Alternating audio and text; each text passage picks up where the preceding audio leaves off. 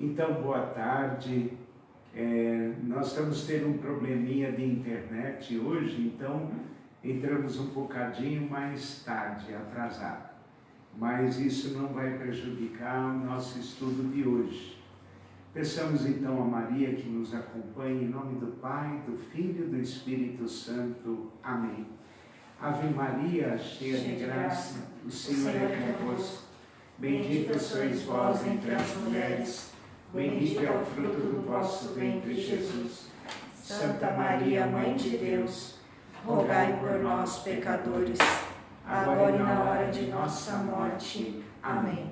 Sejamos sempre servos da palavra, em nome do Pai, do Filho e do Espírito Santo. Amém. Olha que chique, no último encontro nosso, arrumaram para mim um recurso para não ter que falar alto. Diz que com isso no ouvido eu não entendo nada, mas que todo mundo ouve perfeitamente sem eu precisar gritar. Então, nós vamos nos aprimorando cada dia, realizando coisas que até Deus duvida, não é? Muito bem. Eu percebi que eu engordei, viu? Fui tirar as blusas porque estava frio os outros dias. Então ninguém fique preocupado não. Depois a gente recupera, como diz a doutora Lívia, depois recupera o peso necessário. Eu não postei nada para o encontro de hoje, porque nós vamos seguir aquela primeira página onde eu disponibilizei uma série de textos, uma série de citações da Bíblia para nos ajudar. Mas antes de entrarmos no tema de hoje, rapidamente, eu quero retomar uma questão do encontro passado, que parece que não ficou muito claro. Eu fazia o desenho sobre o templo, dizendo onde ficavam as mulheres e os estrangeiros, depois onde ficavam os homens, depois onde ficavam os sacerdotes, depois onde estava o sumo sacerdote, o Santo do Santo. E eu fazia isso para falar sobre a questão da Jesus que fica no templo discutindo com os doutores, e os pais de Jesus seguem com a caravana, depois se dão conta disso e voltam para procurar Jesus. E aí Nossa Senhora toma a palavra para dizer, por que você fez isso? Eu e teu pai estamos te procurando. E ele diz, por que vocês me procuram? Não sabeis que eu devo cuidar das coisas de meu pai? Isto nos revela que já desde criança, Jesus tem consciência da sua missão. A missão de Jesus é fazer a vontade do Pai. Agora alguém perguntou, mas escuta, como é que Nossa Senhora foi falar com os doutores se ela não podia entrar ali? E aí que eu dizia que é um sentido figurado para se contrapor a Samuel. Eu lembro que eu lia a passagem de Samuel, onde Ana entregou Samuel para ser educada pelo templo, e ela então agradece a Deus porque conseguiu engravidar, e Samuel será educado pelo templo. Ora, o que acontece? Nossa Senhora, quando encontra com Isabel, retoma o cântico de Ana e para agradecer a Deus, e ao mesmo tempo, então, nos ajuda a compreender que Nossa Senhora fez o processo inverso. Ana leva Samuel para ser educada pelo templo, e Nossa Senhora vai buscar o menino porque ela quer educá-lo. Não está na Bíblia, mas eu vou falar, porque é como eu vejo. Ela diz, bom, já que Deus confiou a mim de trazer Jesus para o mundo, então Ele deve confiar também na minha educação. E eu concluo isso a partir do final do texto, que diz o quê? Lá no 52. Ele crescia em sabedoria e graça diante de Deus e dos homens, e era submisso a Maria. Aí é que está. Então, isso é que eu tentei explicar no final do encontro passado. Hoje nós vamos ver algo que é bastante curioso. Nós vamos ver que a família de Jesus não acredita em Jesus. E esse é um ponto interessante. Por que é um ponto interessante? Porque nos dá a impressão que todos já desde criancinha já acreditavam em Jesus. E não é assim. Agora veja bem, vamos puxar na memória uma das aulas que nós falamos sobre a lei do levirato. Nós temos aí os irmãos e irmãs de Jesus. Bom, primeiro que Jesus é adotado por José. É aquela filiação legal. Segunda coisa também, vamos lembrar que uma coisa é a casa, outra coisa são os genitores. Quem mora naquela mesma casa, ou seja, naquela porção de moradas, lembra que cada 50 pessoas formavam uma casa. Então, quem mora, pertence a essa casa, o mais velho é o pai, a mais velha é a mãe, e todos os outros são considerados irmãos e irmãs. Então é isso que nós vamos ver no Marco 3, de 20 a 21, que também tem aí nos paralelos, como nós pudemos constatar já, quem já leu, quem já viu, vai ver que nós temos aí tanto Marcos 3, de 20 a 21, vamos pegar aqui para ler direitinho, Marcos 3, de 20 a 21. Temos assim: e voltou para casa, e de novo a multidão se apinhou, de tal modo que eles não podiam se alimentar. E quando os seus tomaram conhecimento disso, saíram para detê-lo, porque diziam: enlouqueceu. Então eles disseram: esse fulano está pirado. Ele, olha aí o que está fazendo, enlouqueceu.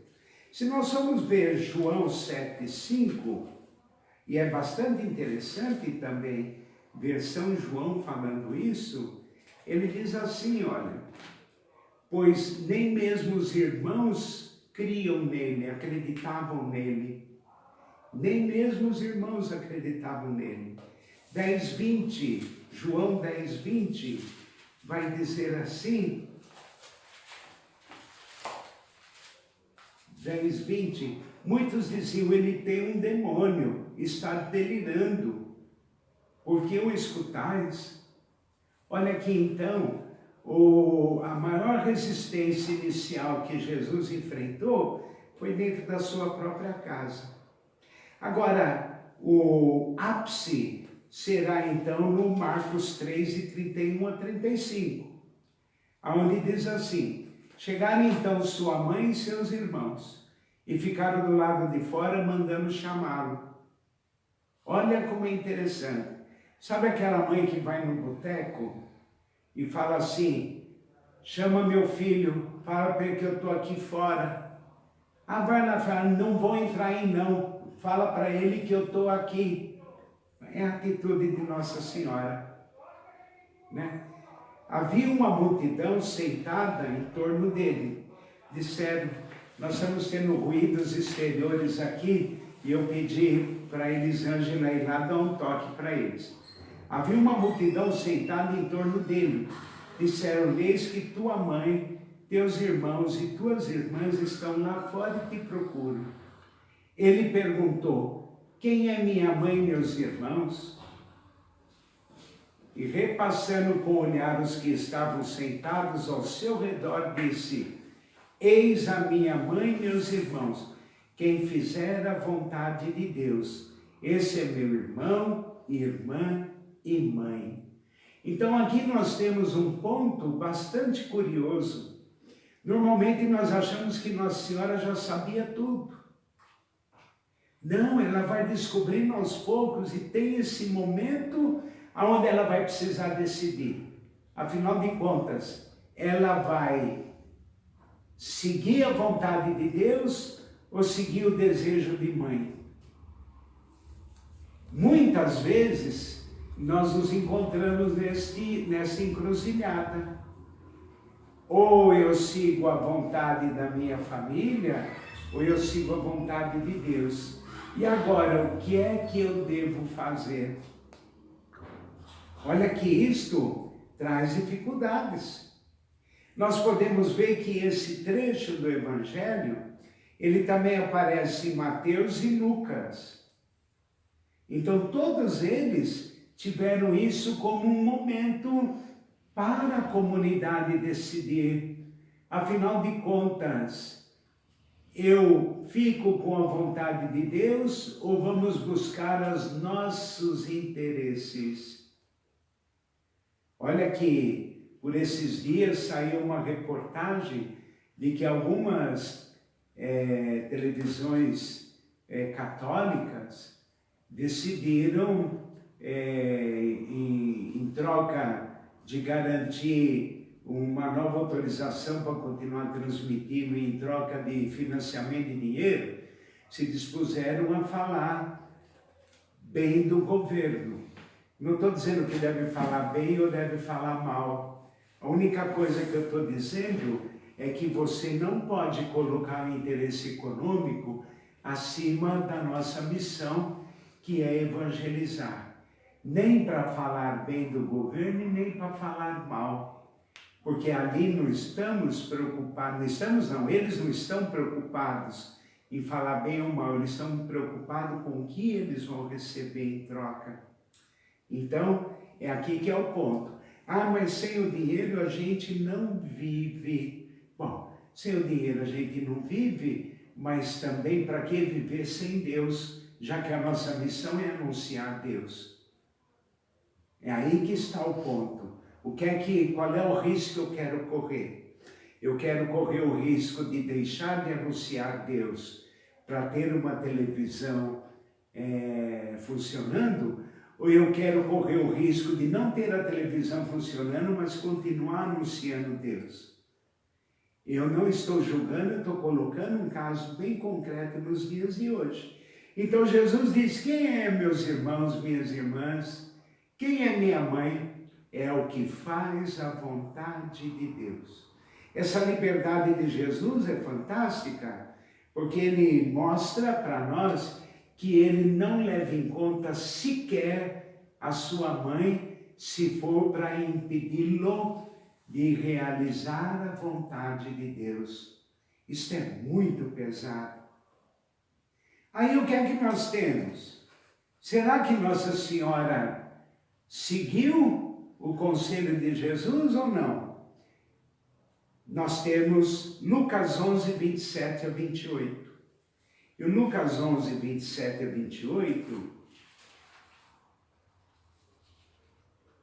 Lucas 11, 27 a 28, tem uma questão aqui que está um pouquinho fora do assunto de hoje. Eu vou responder ainda hoje, tá? Mas daqui a pouco, viu, o João Santiago? Viu? Eu respondo daqui a pouco. Então, Lucas 11, de 27 a 28, diz assim, olha: enquanto ele assim falava, certa mulher levantou a voz do meio da multidão e disse-lhe: feliz as entranhas que te trouxeram e os seios que te amamentaram. Bom, se Nossa Senhora ganha um elogio desse, é porque as pessoas já começam a perceber que Maria o educou direitinho. E se ela o educou direitinho ao ponto que ele está realizando a missão dele, então ela não se preocupou mais com o que o povo falava do seu filho, mas como que ele desenvolvia a missão confiada pelo Pai. Agora, ele, porém, respondeu: feliz antes os que ouvem a palavra de Deus e as observam. Então veja, sem aquele trecho que eu estava dizendo, quem é minha mãe e meus irmãos? eu não vou entender esse trecho. Ele falou, não, é feliz, ela é feliz porque ela observa a vontade de Deus. Então é o próprio Jesus quem atesta que Nossa Senhora está sendo fiel à missão. Ora, nós temos em Lucas 8, 21, olha, um detalhezinho, mas que para nós vai ser muito importante, já que nós estamos falando de Nossa Senhora. Aqui diz assim, olha, 8, 21. Mas ele respondeu, minha mãe e meus irmãos são aqueles que ouvem a palavra de Deus e a põem em prática. Então é interessante porque Jesus, de fato, confirma Nossa Senhora. Agora tem um trecho que eu creio, não estou subestimando o conhecimento de ninguém, mas eu creio que ele vai ser para nós uma joia rara. Tanto é que eu vou colocar a citação aqui no quadro. É o 14, versículo 23, viu? 14, versículo 23. Então, João 14, versículo 23. Olha o que ele diz. Muito bem. Respondeu-lhe Jesus, se alguém me ama, guardará minha palavra, e meu Pai o amará, e a ele viremos, e nele estabeleceremos morada. Ora, esse 14, 23 nos mostra o porquê que Nossa Senhora é cheia de graça. Porque ela realiza a vontade do Pai e, portanto, ela não somente é a morada de Jesus, como a morada do Pai, a morada de Deus.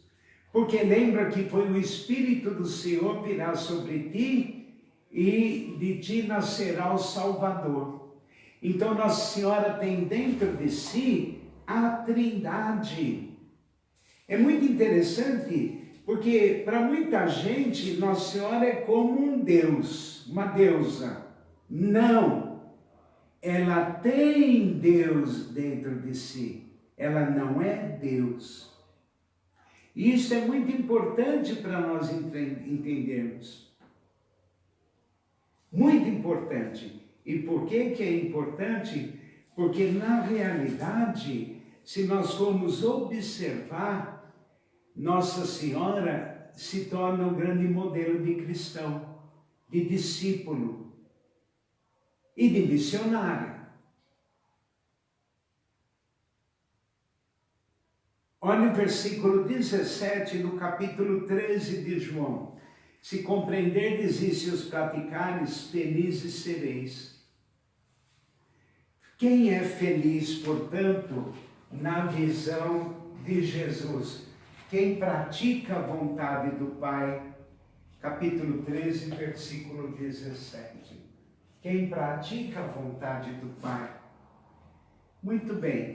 Agora aqui é que vem o povo, que vem o ponto. Como é que eu faço para seguir Jesus?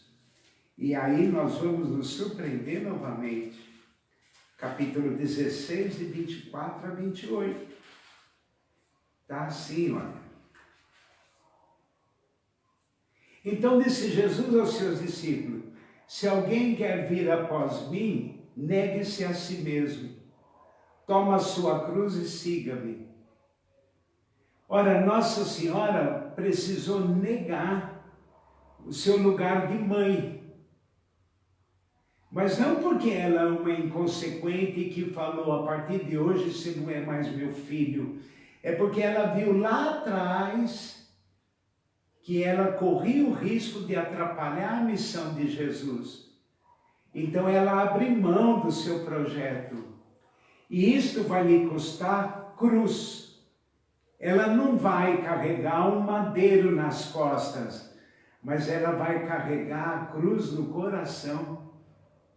Por isso, uma espada traspassará o seu peito, o seu coração, e daí vai sair muitas reflexões.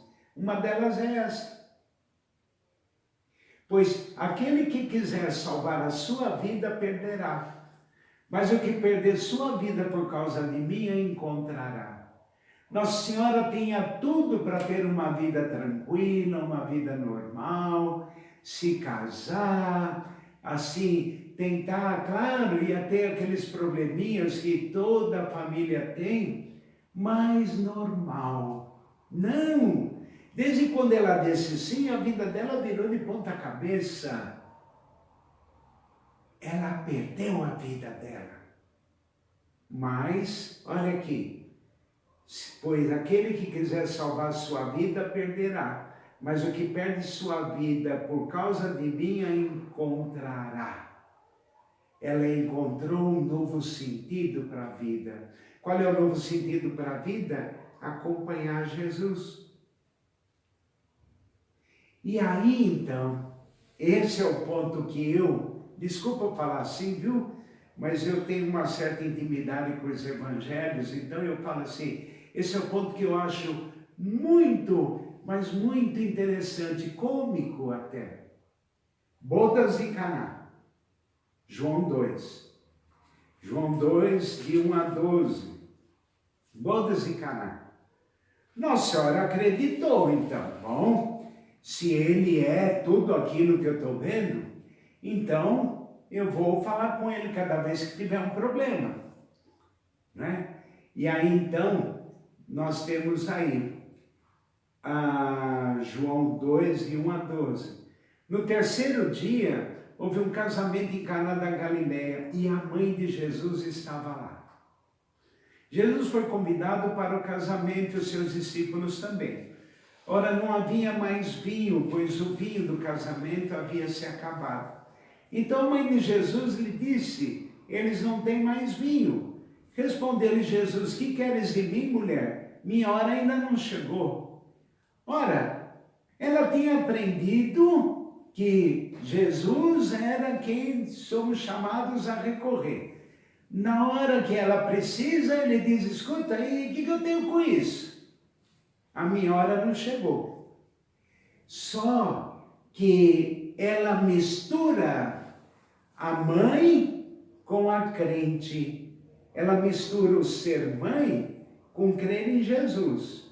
Ao invés dela debater com ele, diz assim, sua mãe disse aos serventes, fazei tudo o que ele vos disser. Daquela maneira, o que eu tenho com isso, mulher? Minha hora não chegou. Tá, faz o que ele mandar, que eu sei que ele vai fazer. Isto é belíssimo. Isso é coisa de família, é a mãe que conhece o filho. A mãe sabe que o filho sempre tem aquele jeito, mas acaba depois fazendo. Então, ao mesmo tempo que ela recorre a ele, ela confia nele. Isso é muito bonito, muito bonito. Agora é evidente que nós podemos olhar esse texto e enxergar aqui uma mulher normal, uma mulher comum, como todas as outras. Aqui diz que a mãe de Jesus estava no casamento. Agora nós temos duas maneiras de estar num casamento. Uma maneira é como convidado. Outra é como alguém que vai ajudar nesse casamento. Ou ela vai ajudar porque é uma comadre, ou ela vai ajudar porque é uma amiga, ou ela vai ajudar porque é a vizinha, nós não sabemos por quê. Mas somente quem ajuda é que sabe se ainda tem salgadinho, se ainda tem bebida, aí é que está. Para elas ficar sabendo que eles não têm mais vinho, coisa que nem os noivos sabiam, é sinal de que ela não está ali sentada numa mesa, o garçom servindo, mas ela está na luta ali, ela está sendo solidária. Então, nós podemos aprender com Nossa Senhora uma lição muito interessante. Nossa Senhora está sempre nos bastidores. e me perdoe, eu sei que todo mundo faz isso de fé, com fé, mas quando dizem, né, Maria na frente, não. Quem está na frente é sempre Jesus. Maria está nos bastidores. E é interessante porque, humanamente falando, a mãe se orgulha quando vê os filhos resolvendo as coisas. Ela fica feliz em ver o filho sendo reconhecido, valorizado, notado, percebido. Ela não importa se vão percebê-la, se vão saber que é por causa dela. O que ela fica feliz é que vai tirar os noivos do sufoco. Ela fica feliz porque ela, como solidária, buscou o recurso que ela tinha. Ela fica feliz porque, embora o filho fale, minha hora não chegou, mas ela sabe que ele vai atendê-la. Ela fica feliz de poder dar um conselho. Faça tudo o que ele vos disser. Olha como Maria, Nossa Senhora, cresceu. Aquela que foi lá porque ele estava doido, agora diz, faça tudo o que ele vos disser. É assim na nossa fé. Nós também temos fé, acreditamos que temos uma missão, estamos dispostos a realizar a missão, mas vamos descobrindo aos poucos. Vamos descobrindo aos poucos. E eu não diminuo Nossa Senhora a apresentar isso, ao contrário, eu mostro como Deus é misericordioso, porque Ele poderia escolher uma super mulher, né? Aliás, Ísis era uma grande deusa da época em que foi escritos os evangelhos. E Ísis é a poderosa, tanto é que hoje em dia tem até essa, como é que chama desses super-heróis? Mulher Maravilha. A Mulher Maravilha, poderosa Ísis, né? Mulher Maravilha, tentando um pouco desqualificar que para nós a Mulher Maravilha é Nossa Senhora, que não se apresenta com poderes extraterrestres, não se apresenta do jeito que a Mulher Maravilha se apresenta, mas se apresenta como mãe. E existe mulher mais poderosa do que mãe? Não existe. Sabe por que eu digo isso? Porque a mãe consegue, inclusive, entender as falhas dos filhos. Não estou dizendo que Jesus teve falha e que Maria se rebelou assim, não. Mas eu digo até esse ponto. Mesmo sabendo que o filho está errado, ela não abandona. Aí é que está. Então tem que ter muita força para enfrentar tudo quanto é questão e obstáculo para defender os seus. É interessante isso.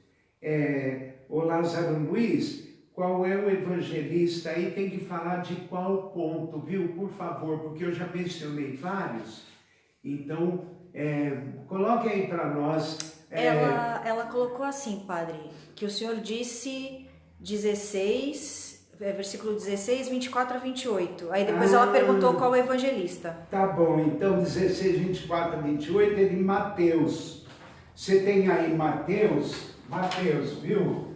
Mateus 16, de 24 a 28, que também você pode encontrar, deixa eu ver aqui, em Marcos 8, de 34 até o 9, versículo 1, que também você pode encontrar em Lucas 9, 23 a 27.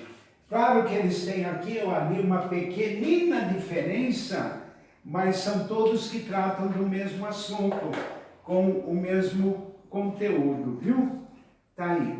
Então, a bodas de Caná, claro que nós temos muitas reflexões, muitas.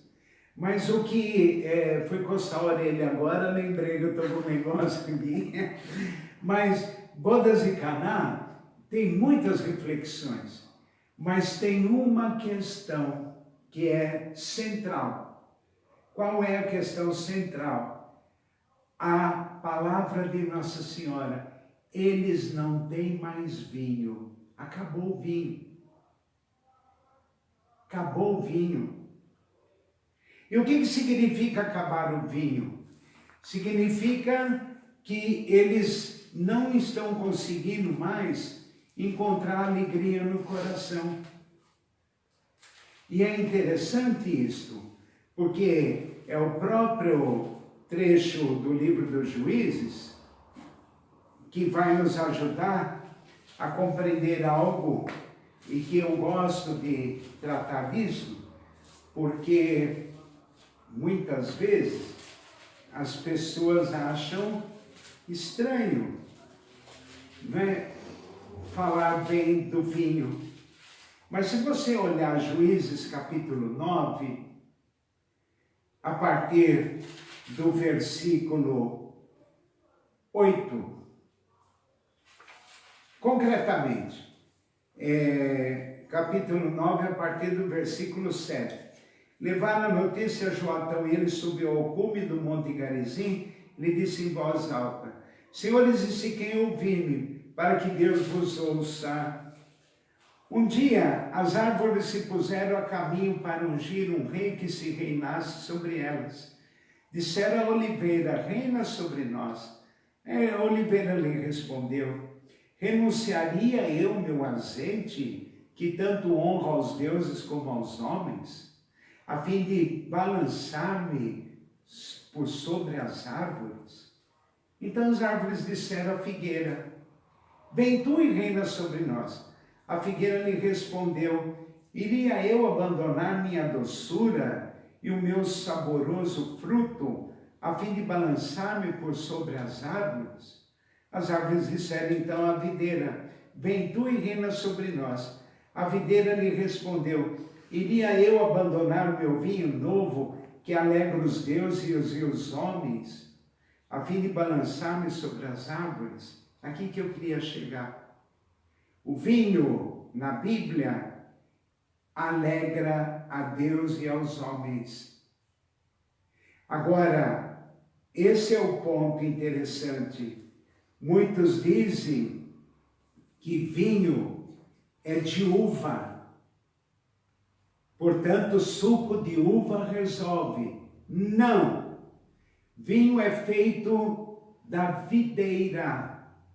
E uva vem da parreira. Pode pegar no dicionário, são duas coisas diferentes. Parreira produz uva de chupar como sobremesa, como fruta. Videira produz vide, que é um tipo de uva, mas própria para fazer vinho, ao ponto que se você põe na boca, ela amarra e você não suporta porque é muito azeda. Então dizer que suco, que onde é vinho é suco de uva, é não entender nada sobre plantação de uva. Agora eu vou dizer, alguém vai dizer, e você lá entende? Não, eu não entendo, mas quando a gente não entende, a gente procura saber. Então vai, pergunta para alguém que planta uva, e você verá que uva é uma coisa. Ao ponto que se você puser uva para fermentar, ela apodrece e não vira nada. Tem que ser da videira. Aí é que está. Tem salmos, tem uma série de textos que falam sobre isso. Mas por que eu estou dizendo isso? Para mandar todo mundo encher a cara de vinho? Não. É para dizer que quando se fala eles não têm mais vinho, significa que eles não têm mais a alegria. Eles não têm mais razão de viver. Eles estão deprimidos. Eles estão sem motivação. Ora, ligando isso ao terceiro dia, que é como começa o trecho, então veja, no terceiro dia houve um casamento, houve uma aliança. Qual é esta aliança? Jesus traz o vinho novo. Acabou o vinho que eles tinham. Quem é que nos traz a alegria, a motivação para a vida? quem é que traz razão de viver, quem é que nos tira do desânimo, é Jesus. E que faz isso depois do terceiro dia, depois da ressurreição. Por isso que então, Jesus vai pegar o vinho e vai dizer, tomai e bebei, isto é meu sangue. Porque é um sangue novo, é um vinho novo, é alguém que agora vem com uma nova proposta. Existem tantas outras reflexões, mas essa daqui me parece importante, mesmo porque cada casamento que se realiza é uma nova esperança. É um casal, ninguém se casa para se odiar. Todo mundo está ali e com certeza estão ali dispostos a abraçarem a felicidade e ir para frente. Esse é o ponto. Então, São João, belíssima comparação. Ele vai comparar Jesus, que é o vinho novo, e a aliança com a sua comunidade, com um casamento. Com um casamento. Muito bem. O que nós temos para a nossa conclusão? João 19, 25 a 27.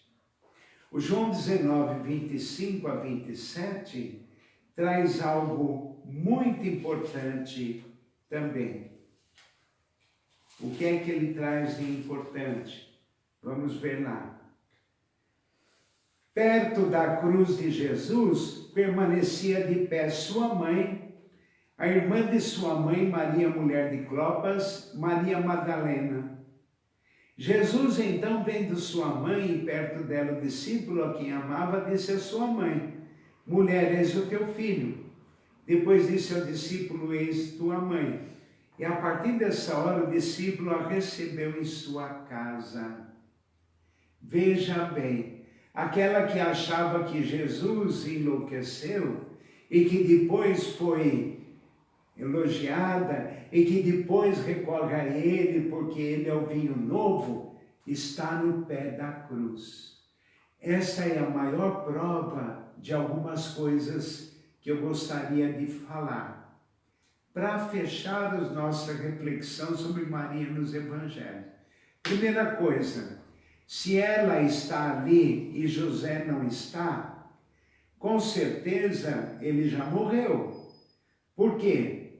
Porque São José foi escolhido por Deus, e nós vimos isso, para ser o guardião de Nossa Senhora e de Jesus. Ele sendo justo, ou significa alguém responsável, ele não ia deixar Nossa Senhora nesse momento sozinha. O momento pior na sua vida, o crucial. Segunda coisa, a partir da lei, lembra do levirato? A mulher que fica sem filho precisa de um filho para garantir a sua existência e para garantir a sua subsistência. Se Jesus pede para João adotá-la como mãe, é porque Jesus não tem outros irmãos no sentido de consanguíneo, irmão de sangue. Tem os irmãos como nós somos irmãos, mas não tem alguém gerado pelo mesmo ventre e gerado, como diz, né, até hoje, juridicamente falando, por um varão. Aí é que está. Senão Jesus não teria que fazer isto. E ele faz questão de dizer mulher, não mãe. Por quê? Porque agora é bom que ela veja João como filho. E é bom que João a veja como mãe. Porque ele já encerrou sua missão. Eu creio que nesse sentido é que vem aqui a pergunta, se a mulher teve um filho e após o marido morrer, ela pode ficar viúva ou tem que seguir a lei do levirato? Veja, a lei do levirato era uma lei para proteger a mulher. Em que sentido? Veja bem, a herança, ela passava de pai para filho, não filha, mas filho, a herança. De tal maneira que se uma mulher se casa, não tem filho, o marido morreu, então diz a lei do levirato, o irmão, o cunhado vai gerar um filho para ela, e o filho será do morto, considerado filho gerado pelo morto. Portanto, esse filho vai herdar a herança e vai ter por obrigação cuidar desta mulher. Essa é a intenção da lei do levirato. E por uma razão muito simples, a razão é esta. Por isso o homem deixará pai e mãe e se unirá à sua esposa. Era o rapaz que saía da sua casa e ia para a casa da noiva. Então, é o homem que detém a herança, porque senão ninguém vai querer sair da casa do pai. Mas ele indo com ela está assegurada, porque ele vai cuidar dela até o fim. E ao mesmo tempo, quando morrer, os filhos vão herdar a herança que ele deixou lá na casa do pai dele. Então é uma questão de garantir herança. Essa é a questão. Agora, no caso de Jesus, se ele tivesse outro irmão de sangue, que eu quero dizer, ele não precisaria pedir para o João cuidar dela. Se ele faz isso, é porque ele sabe que não tem quem possa acolhê-la. Na medida em que João a acolhe, está representado aí o reconhecimento de que ela é mãe, não só de quem ela gerou, mas de todos que Jesus apresentar. E quem é que Jesus apresenta? Apresenta todos aqueles que faz a vontade do Pai. Por isso, quando nós somos batizados em nome do Pai, do Filho e do Espírito Santo, a Trindade vem pousar sobre nós como em Nossa Senhora, que eu dizia que ela faz a vontade do Pai. Então, meus irmãos e irmãs, é bastante interessante observar isso, que se nós formos ver direitinho, nós temos todas as condições necessárias para ser discípulo do Senhor, para ser fiel à sua vontade e para realizar a vontade de Deus. Então, não vale a gente dizer, mas Nossa Senhora é mãe de Jesus. Não, ela teve as mesmas dificuldades para realizar a missão dela, como nós temos as nossas. Qual é a diferença, talvez? A diferença é que ela confia em Deus. E talvez esse seja um grande desafio da nossa caminhada. Muito bem, eu espero ter ajudado, e se não ajudei, espero não ter atrapalhado. É verdade, porque às vezes a gente querendo ajudar, acaba que atrapalhando tudo.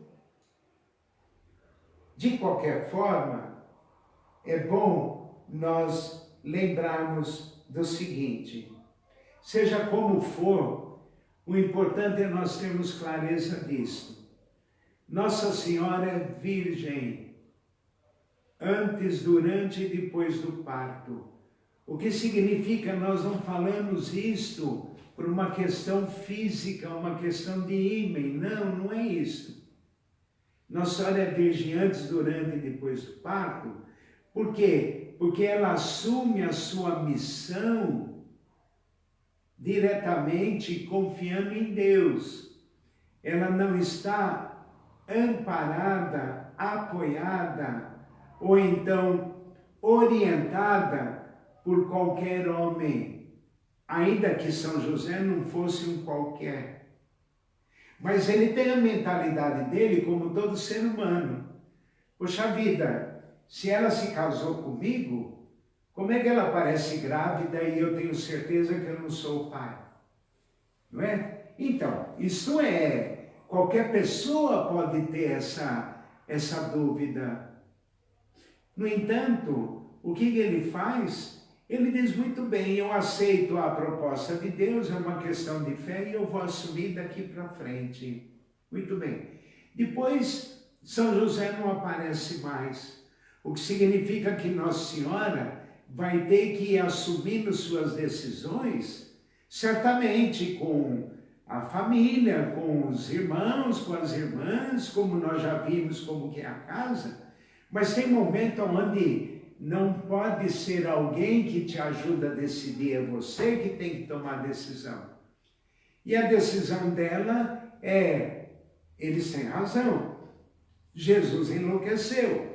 Vai até lá e ele diz, olha, quem faz a vontade do Pai, essa é minha mãe, meus irmãos, minhas irmãs. Aí Nossa Senhora cai em si e diz, bom, então eu preciso de paulatinamente ir acompanhando qual é a vontade do Pai, ao ponto de estar no pé da cruz. E assim como ela acompanhou Jesus, acompanhou João, a pedido de Jesus. Ora, João não tem nada a ver com Jesus. No entanto, ela o adotou como filho. Se o adotou como filho, pode nos adotar também. Então, o grande pedido que nós poderíamos fazer a Jesus é que, se ainda não fez, por favor, nos apresente como filho de Maria para ela, para que ela possa também, com toda a sua experiência, nos ajudar a não achar Jesus um doido, mas alguém que nos ensine a fazer a vontade também. Muito bem, eu agradeço a participação de todos, de todas, e eu sei que nós temos aí pendente a questão da segunda vinda de Jesus, né? Segunda vinda de Jesus. Então, fiquem tranquilos, nós vamos tratar desse assunto, se Deus quiser, mas... Pegou o último ponto só. Voltou. Aqui não voltou, não. Voltou? Voltou? Olha, me desculpe, a internet hoje está muito ruim, mas é assim então. Nós vamos tratar da segunda vinda do Senhor, mas a gente avisa pelos meios de comunicação quando vai começar, porque eu preciso dar uma olhadinha quantos encontros nós teremos sobre isso, tá?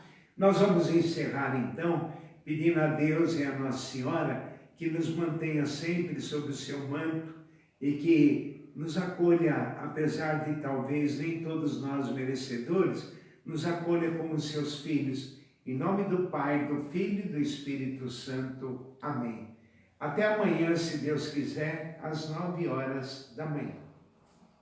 Boa tarde.